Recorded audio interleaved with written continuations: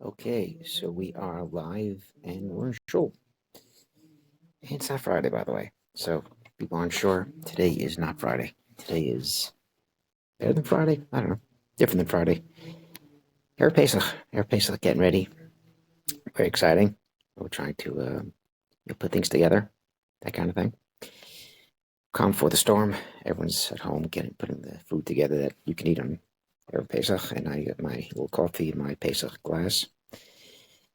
And get ready for shul. Mincha's in a few minutes. Early mincha.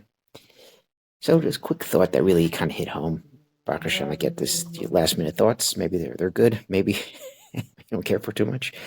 We have an interesting situation today. Theoretically, we actually have a special thing in davening. We don't say Lama Tzeach. We don't say Mizmor L'Soda. And why is that? Well, no Mizmor L'Soda. Right after Baruch Shamar, thank Hashem, Karban Toda. So everyone knows, well, Mizvah Soda, we don't say it because the Karban Toda. The Toda was the only thing, besides the Bikurim, or things that become Chametz, the only thing that really had Chametz was the Toda, Karban Toda. Had 40 loaves, as we're all reading. The Daf Yomi people were all learning about the Karban Toda. And there was 10 chalos out of 40 that were Chametz.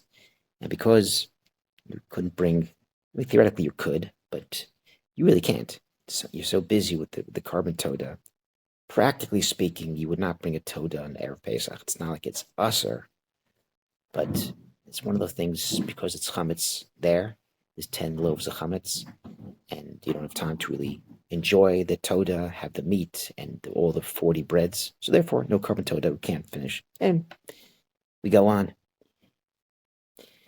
But it really hit me today as we're someone Kramer brought it up, as we're learning Daf Yomi, is today's Daf is all about the Karban Toda. All about the Karban Toda. If you lose it, second one, does that need the 40 breads? So we spend an hour going back and forth. Well, if you lost it late, then the second one, you don't bring the breads. The question is, well, could you bring another Karban Toda? And you exchanged it, and then you lost the first one. Then you have a third one. Is there a situation where you can bring another carbon with more 40 breads? We spend a lot of time into this. Is it like a chatas that gets lost? Is it similar? Is it different? But the point is, I found it so interesting that the day we can't bring the Karban Toda is the day we learn it in the document. There's got to be something with Toda. There's got to be something that's special about the Karban Toda. So there's actually a situation where there's a little bit more to learning about the Karban Toda. So a couple of years ago, I was learning at Pri Tzadik, and in Balos Shlach and Baloscha talk about Kuf Zayin. I've said this a bunch of times. At Kuf Zayin, Tehillim Kuf Zayin, there's a minhag the Baal Shem Tov says at Erev Shabbos, because it goes through the four things that David HaMelech was saved from. He thinks Hashem. There's Asurim, prison, Midbar, desert, Yodiyam Banios, going to the sea in a boat, and holy, people are sick. So a lot of times people mention this on the Pesach, at the Seder, that we're like that. Those are 4 things that we were chola. We thank Hashem because we went through those 4 things. Asurim, we were Mitzrayim in prison. We were in the Midbar. We went down to the sea, Yamsuf. And holy, the Makos, we were sick spiritually. And this is really for us as well. We go through this as well. Everyone, whether it's this year or in their lives, and we're feeling it a little bit this year because of Surim, we're kind of tied up. Almost, we can't leave our house, can't house too long. We got to stay within a minute or 2 minutes of shelter. Some people up north got to stay 20, 30 seconds. Some people in the Midbar, some people have really rough journeys. Some people went through Mitzrayim, like my niece, to get back to home. You're the Yamsuf, people traveling, and holy. Some people either were sick, physically sick, or spiritually. We're through the Yetzer Hara, we were spiritually sick. So Pesach really hits home. But I think this other interesting idea is that Pesach, we're celebrating going into the final Geula, but Erev Pesach, we're not there yet. So perhaps erev Pesach, we don't say Mizra Soda because we're not there yet. We thank Hashem, but we know we're not there yet.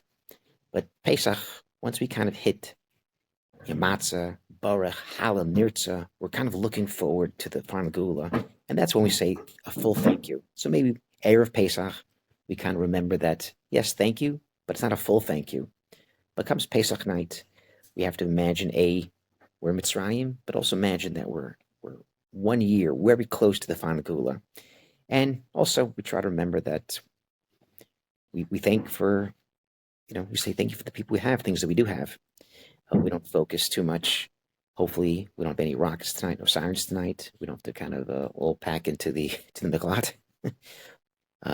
We couldn't go far away. We're planning a trip up north with the family, but Hashem has plans. That's it. We're in Beit Shemesh, and we have a great Pesach. We're all prepared, and we have to be thankful for what we do have. We're family. We're all able to sit together at the Seder. Thank Hashem, praise Hashem. Thank Hashem that we're healthy, that we're here in Eretz Yisrael, safe. And with that, Chag Sameach.